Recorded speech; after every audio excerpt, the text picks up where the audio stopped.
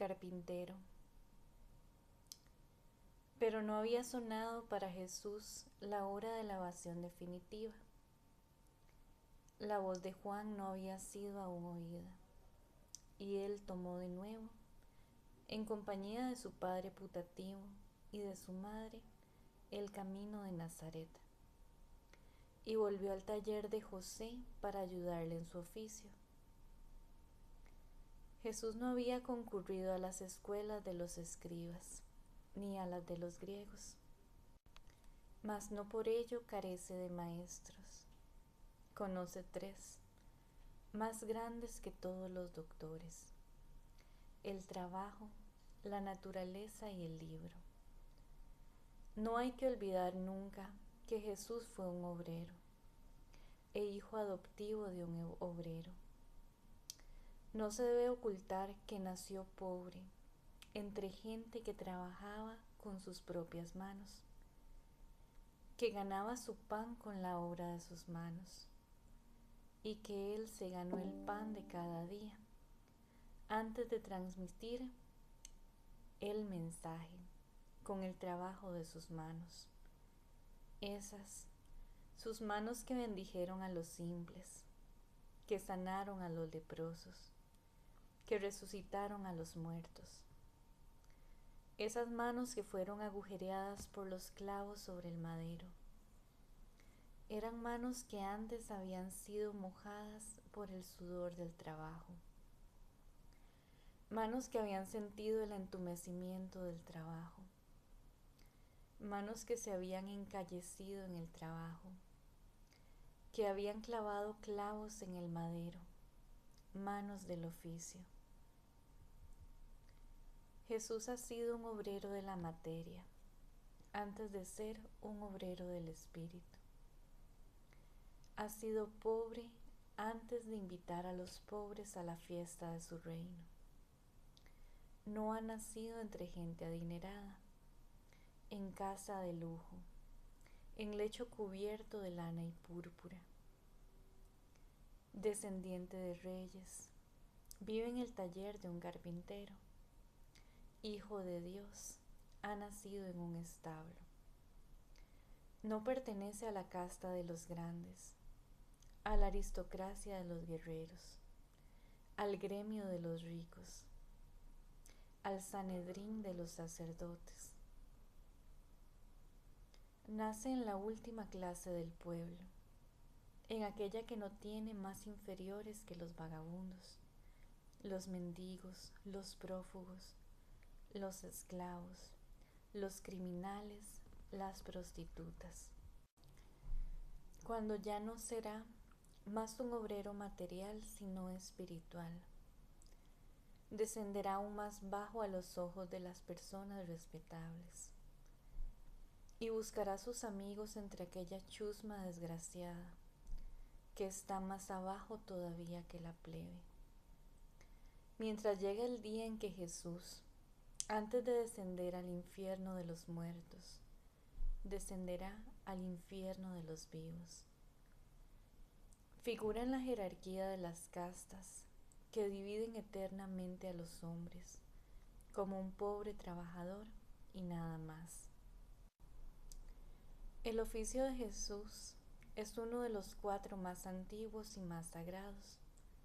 Entre las artes manuales, las del agricultor, del albañil, del herrero, del carpintero, son las más estrechamente ligadas a la vida del hombre, las más inocentes y religiosas.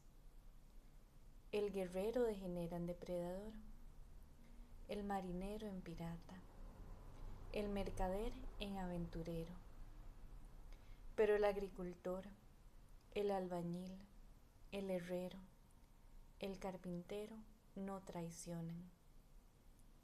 No pueden traicionar, no se corrompen. Manejan las materias más familiares y deben transformarlas a la vista de todos para el servicio de todos, en obras visibles, sólidas, concretas, reales. El agricultor rompe la tierra y le saca el pan que ha de comer, tanto el santo en su gruta como el homicida en su cárcel. El albañil recuadra la piedra y levanta la casa del pobre, la casa del rey, la casa de Dios. El herrero caldea el hierro en la fragua y lo forja para dar la espada al soldado, la azada al agricultor, el martillo al carpintero.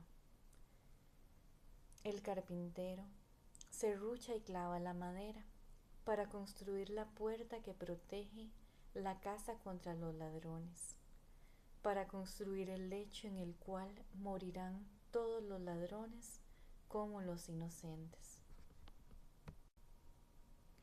Estas cosas sencillas, estas cosas ordinarias, comunes, usuales, tan usuales que ya no reparamos en ellas,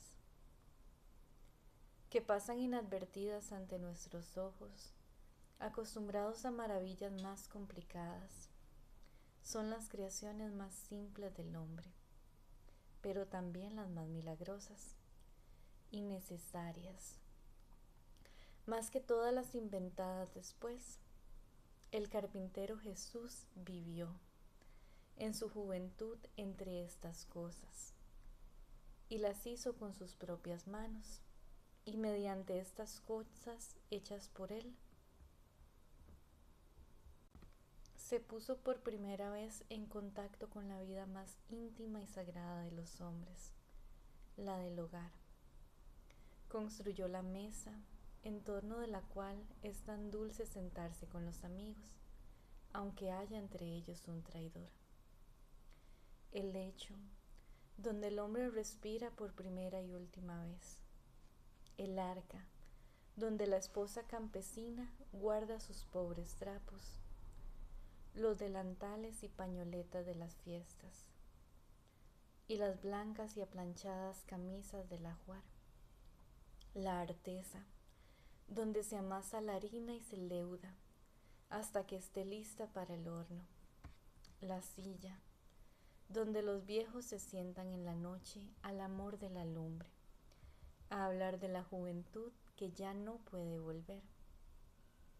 Frecuentemente, mientras las virutas transparentes y ligeras se rizaban bajo el filo de la garlopa y el aserrín, caía al suelo el áspero chirrido de la lima. Jesús debió pensar en las promesas del Padre, en los anuncios de los profetas, en un trabajo que no sería de vigas y escuadras, sino de espíritu y verdad.